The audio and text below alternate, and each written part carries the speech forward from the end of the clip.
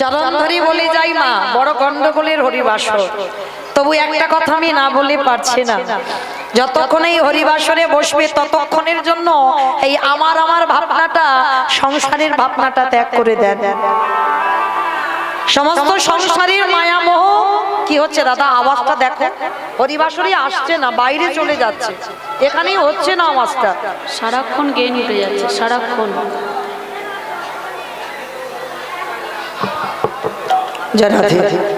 হরে কৃষ্ণ।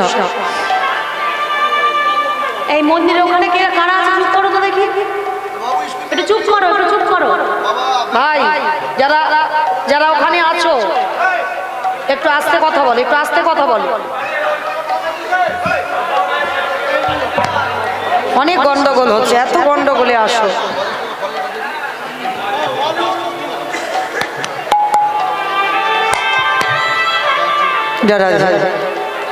নিতাই গৌর কৃষ্ণ প্রেমানন্দে হরি বল হরি বল হরি বল হরি বল। তো চলেন আজকে সবাই যখন আমরা সন্ধ্যাবেলায় একত্রিত হয়েছি, আমরা গুরু পাদ পদ্মর হৃদয়ে ধরি। তবে একটা কথা বলি মা, বাহ্যিক জগতে টাকা পয়সা ধন সম্পত্তি গাড়ি বাড়ি হবে, তোমার দেহের সুখ হবে, তাহলে এই যে পরমাত্মা রূপী ভগবান আছে তাকে সুখ দেবে কি করে? ভালো খাচ্ছ, ভালো জামা কাপড় পরছো, আরামে ঘুমাচ্ছ, এটা তোমার দেহের সুখ হচ্ছে, কিন্তু তুমি তো আত্মাটাকে সুখ দিতে পারছো না। তাহলে আত্মাকে সুখ দিতে গেলে কি করতে হবে? এই জগতে যদি একজন ভক্ত কৃষ্ণ নামে নয়ন যুগল ভাষাতে পারে, সারা দিনের মধ্যে কৃষ্ণ নামে বদনে বলতে পারে, তাহলে কৃষ্ণ নামে কাঁদলে কৃষ্ণ নামের ওই ধ্বনি আমার পরমাত্মা রূপী ভগবান সেবা করে। তাহলে মা সারাদিন তো সংসারে কাটালাম, যতক্ষণ হরিবাসরে আসি এখানে আমাদের অন্য কোনো পরিচয় নয় মা। যতক্ষণ আমি থাকবো ততক্ষণ আমাদের একটাই চিন্তা হবে, আমরা সবাই হলাম কৃষ্ণ চরণের দাস। মানে কে হিন্দু, কে মুসলমান, কে নারী, কে পুরুষ, কে নিচু জাত, কে উঁচু জাত, এগুলো আমাদের এখনকার ভাবনা নয়। আমাদের একটাই ভাবনা হবে, আমরা সবাই হব কৃষ্ণ চরণের দাস। তাহলে চলো আজকে আমরা সবাই কৃষ্ণ দাস হয়ে আমরা চলে যাব বাবা শ্রীধাম নদিয়া নবদ্বীপ ধাম। আর সেই শ্রীধাম নদিয়া নবদ্বীপ ধামে গিয়ে দেখবো সত্যতে নারায়ণ, ত্রেতাতে রাম, দাপরে কৃষ্ণ, আর কলিতে হলেন শ্রীকৃষ্ণ চৈতন্য মহাপ্রভু। কৃষ্ণ কলিযুগে গৌর হলো, যেদিন আমার কৃষ্ণ গৌর হয়ে এলো নদিয়ায়, সেদিন নদিয়ার ভাবটা কেমন ছিল জানো? বৈষ্ণব মহাজনেরা বৈষ্ণব পদ লিখছে মা, কত সুন্দর কথা দেখো। আজ নদিয়া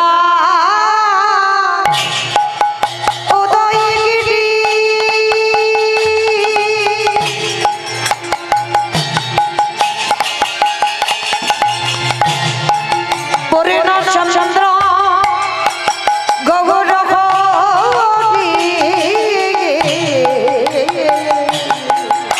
ওই নদীরা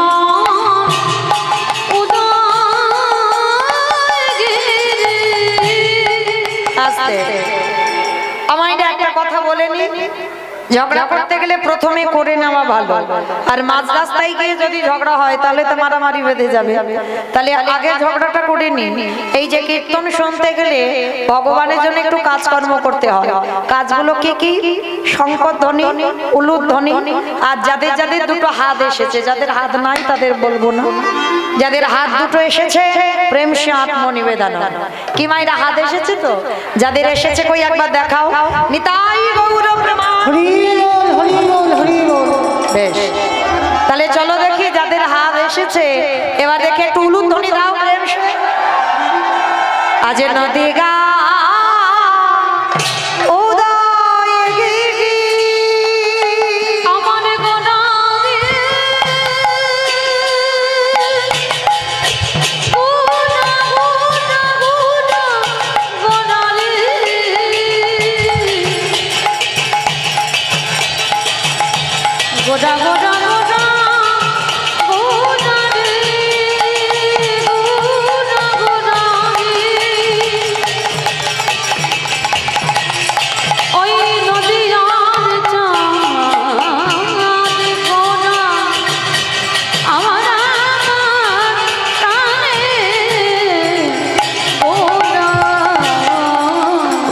আসি নদিয়া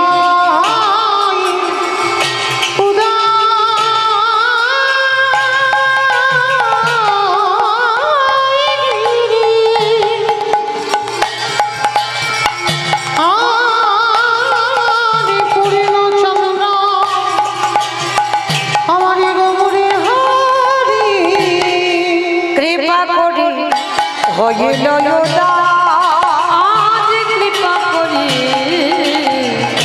হইল আজ কৃপা করে হইল সোনার নদিয়া গৌরোদয় হল ওই সোনার নদিয়া আরে গৌরী উদয় হলো ওই না কলির জীবে উদ্ধারিতে ওই না নদিয়াতে উদয় হল কৃষ্ণ প্রেমে প্রচারিতে ওই নদিয়াতে উদয় হল বলি ধুলাই গজা গরি ওই না নদিয়াতে উদয় হল আজ ধুলাই নদিয়াতে উদয় হল নদিয়াতে উদয় হল হইল আস্তে তবে আমার ভক্তিমতী মায়েদের কাছে একটা নিবেদন যারা আমার গৌর গোবিন্দ ভালোবেসেছ একটা কথা মনে রাখতে হবে মা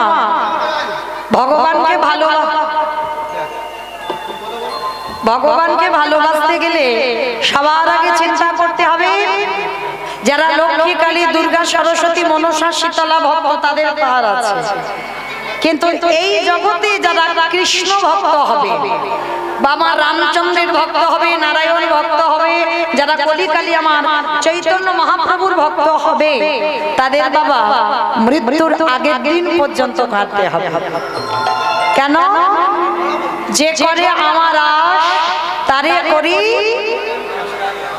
সর্বনাশ ভগবান ভক্তের সর্বনাশ করে ভক্ত তো তার প্রাণ ভক্ত তার জীবন তাহলে যে করে আমার আশ তারে করি সর্বনাশ ভগবান সব নাশ করে দেয় কি নাশ করে আত্মীয় পরিজন বন্ধু বান্ধব যারে তুমি বেশি ভালোবাসো সবার আগে ভগবান তোমার কাছ থেকে তাকে কেড়ে নেবে কেড়ে নেবার পরেও যদি তুমি তারে না ছাড়ো তারপরে ভগবান বললেন আমি হয়ে যাই দাসের অনুদাস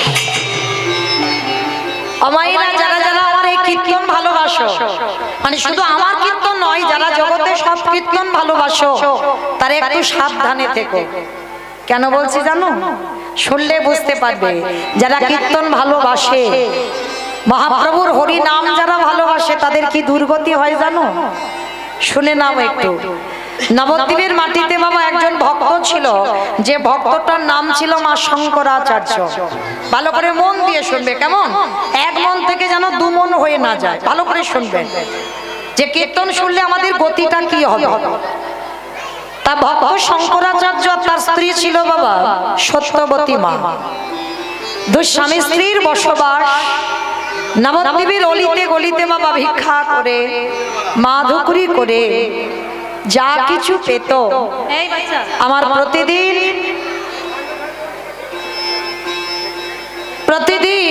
আমার চৈতন্য মহাপ্রভু যদি মনিটর না বাড়ায় আমি কোথায় যাই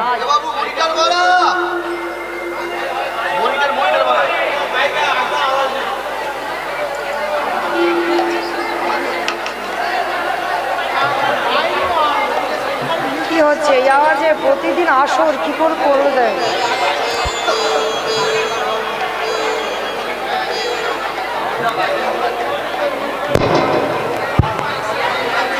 hello hello hello check check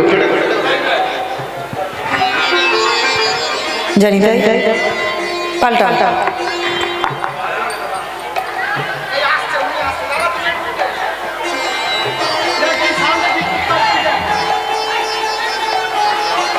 এটা পাল্টাতে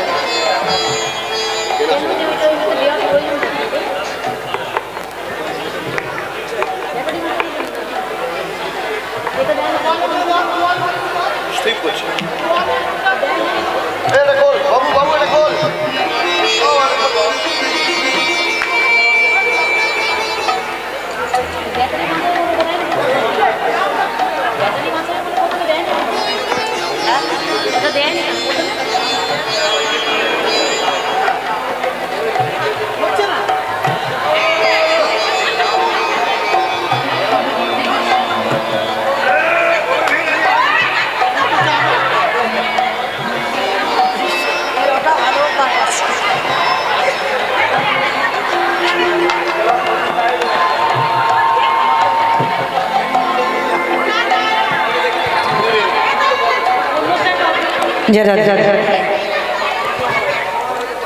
নিতাই গৌর কৃষ্ণ।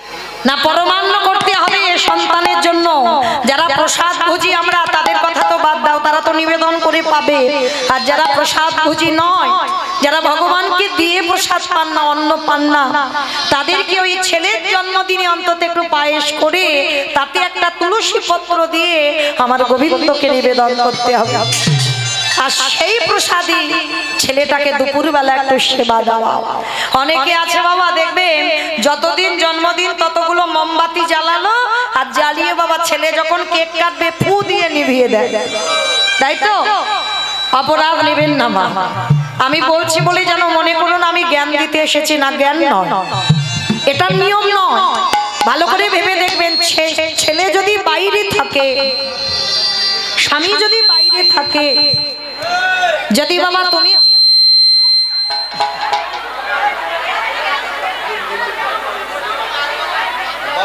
হরি বল, সন্তান বাইরে থাকলে বা স্বামী বাইরে থাকলে মা যদি প্রদীপ জ্বালাও, প্রদীপটা যদি একবার জ্বলে উঠেছে তারপরে যদি ধপ করে নিভে যায়, সত্যি করে বলবে মা মনটা কুগায় না? যে হঠাৎ প্রদীপটা জ্বলছিল নিভে গেল কেন? মোমবাতিটা ঠাকুর ঘরে জ্বালিয়ে দেবে, দেখবে হঠাৎ যদি নিভে যায় সঙ্গে সঙ্গে মনের ভিতরে একটা কুগায় যে নিশ্চয়ই আমার সন্তান বলো স্বামী বলো কারোর অমঙ্গল হবে না তো। তাহলে কোন সাহসে আমরা গার্জেন হয়ে, আমরা বাবা মা হয়ে সন্তানদের সামনে প্রদীপ জ্বালিয়ে, ওই মোমবাতি জ্বালিয়ে সেটা ফু দিয়ে নিভিয়ে দেয়? করো না মা। ছেলের জন্মদিন পালন করতে হয়, চেষ্টা করবে সারা দিন অন্তত মোমবাতি হোক আর প্রদীপ যেন 24 ঘন্টা সেদিনটা জ্বলে থাকে। কেন? তাতে তোমার সন্তানের ভবিষ্যৎ উজ্জ্বল হবে, তার কৃষ্ণ প্রেম ভক্তি লাভ হবে। কিন্তু কখনো সন্তানকে বলবে না যে মোমবাতিটা বাবা তুই ফু দিয়ে নিভিয়ে দে, কারণ তার জীবনের সূর্যটাই নিভে যাবে খুব তাড়াতাড়ি। তাই এইগুলো কোনোদিন করতে দিতে নেই। তাহলে আমাদের ছেলের জন্মদিন পালন করি, কিন্তু যে ছেলেটার 29 তারিখে জন্মদিন আসছে, কই কতজন পালন করবেন? কতজন আমার ওই ছেলেটাকে রান্না করে খেতে দেবেন? কই একবার হাত তুলে দেখান তো। বেশ, অনেকে আছে, নেই বলা ভুল, তবে মা সবার চরণ ধরে বলে যায়,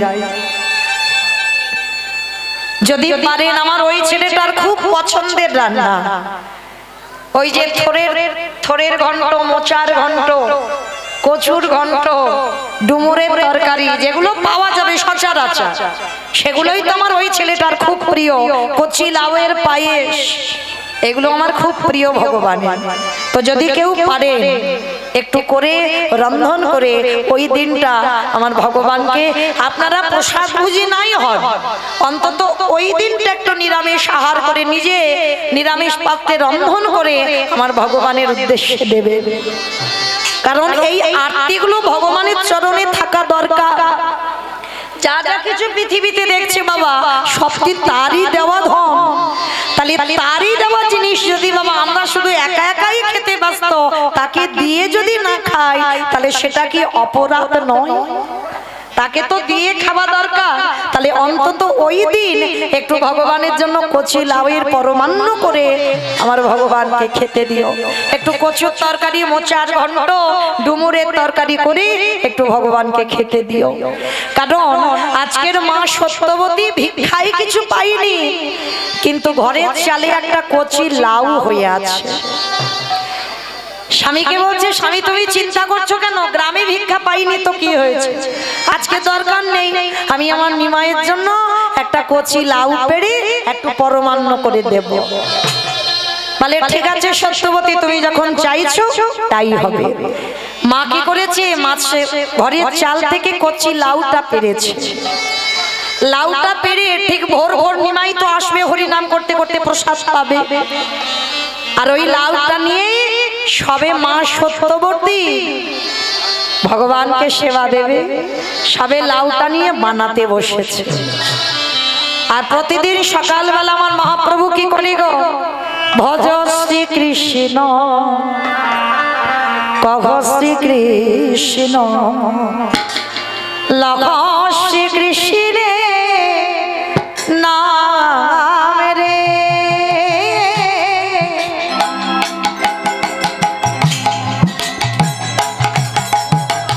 ভজ শ্রীকৃষ্ণ কহ শ্রীকৃষ্ণ লহ শ্রীকৃষ্ণে নাম রে।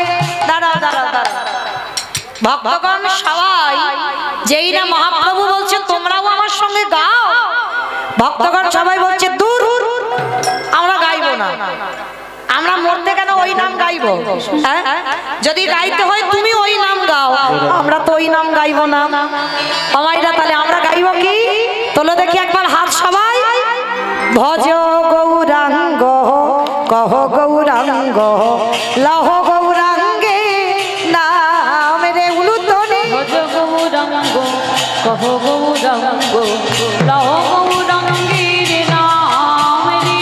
ভজে জনা গৌরাঙ্গ ভজে সে হয় আমার প্রাণ রে। ভজ জন গৌরাঙ্গ ভজে সে হয় আমার প্রাণ রে। যে জনা গৌরাঙ্গ ভজে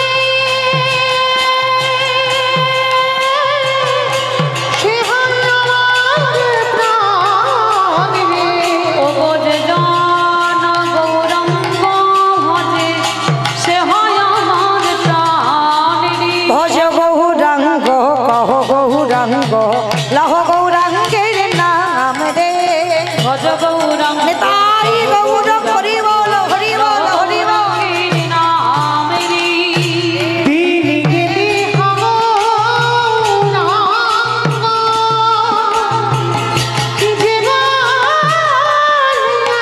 যে মানে রে। অগরে গেলে গৌরাঙ্গ যেটা একেবারে সে জন্মই আমার হই আমি হই তার রে। নিতাই গৌর হরি বল হরি বল। গৌরাঙ্গ কহ গৌরাঙ্গ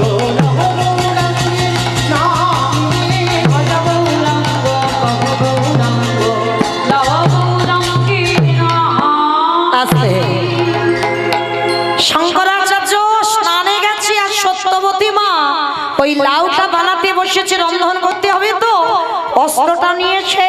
আর ওই ভোরের বেলা ওই সত্যবতী মায়ের একটা ছোট সন্তান ছিল যার নাম রেখেছিল গোপাল। ওই গোপাল সবেমাত্র হামাগুড়ি দিতে শিখেছে, এখন কথা বলতে শেখেনি। আর দেখবেন মা বেশিরভাগ সন্তানদের ঘুমটা ভোরের বেলা ভেঙে যায়, আর ভোরের বেলা যখনই ঘুমটা ভেঙে যায় ছেলে কিছুক্ষণ খেলে নেবার পর মা যদি স্তনদুগ্ধ দেয় আবার ছেলে ঘুমিয়ে পড়ে সকালে।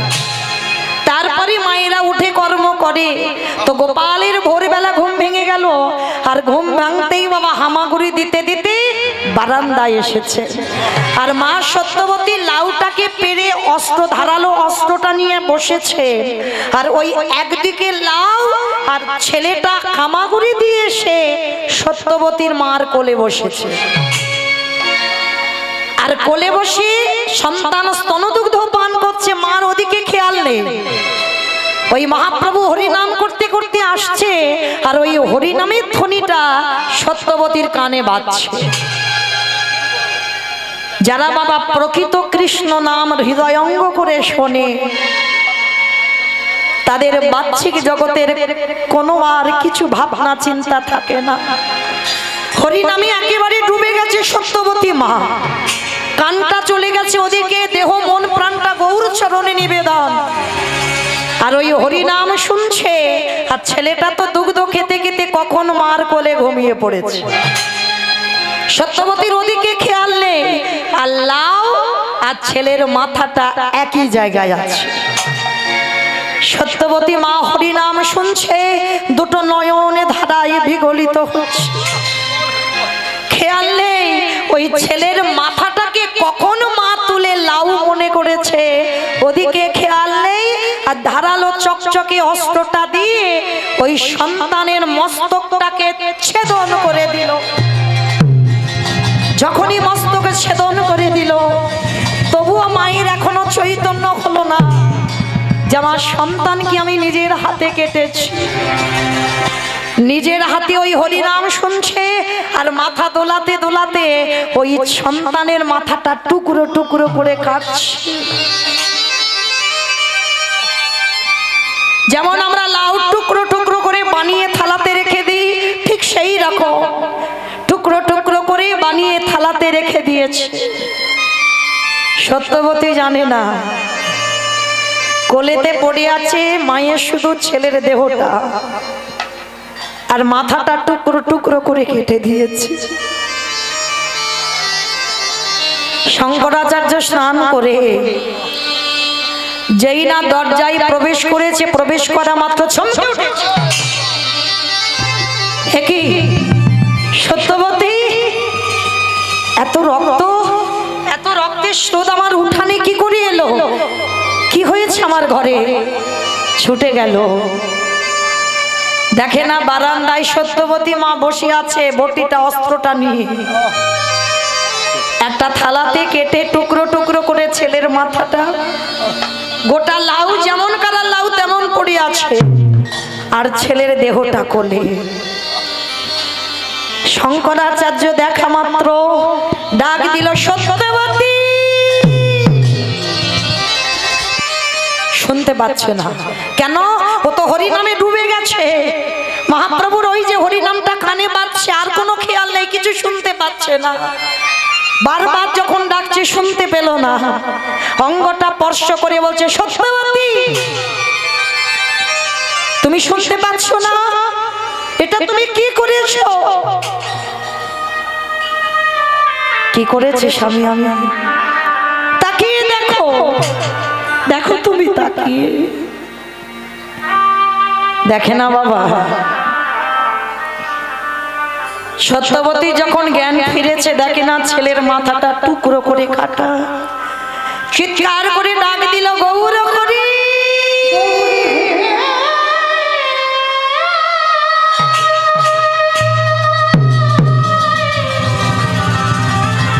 এটা তুমি কি করলে?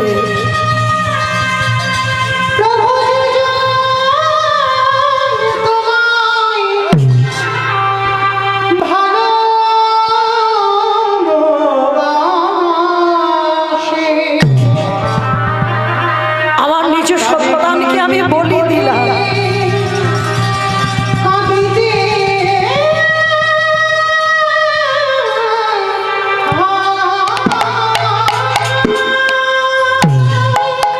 আমি নিজের হাতে সন্তানকে টুকরো টুকরো করে কেটে দিলাম। যেই না চিৎকার করছে সন্তানের বেদনায়, শঙ্করাচার্য গিয়ে সত্যবতীর মুখটাকে চেপে ধরেছে। চুপ কর,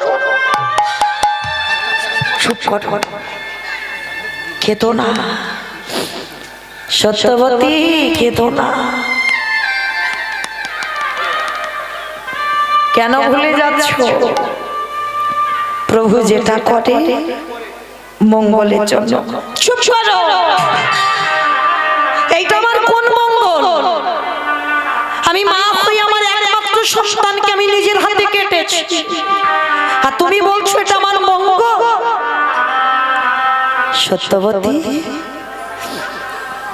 কেঁদো না, আমার প্রভু আসছে, আমার ঘরে হরিনাম করবে। সত্যবতী, আমার নিমাই যদি জানতে পেরে যায় আমার গোপাল আর নেই,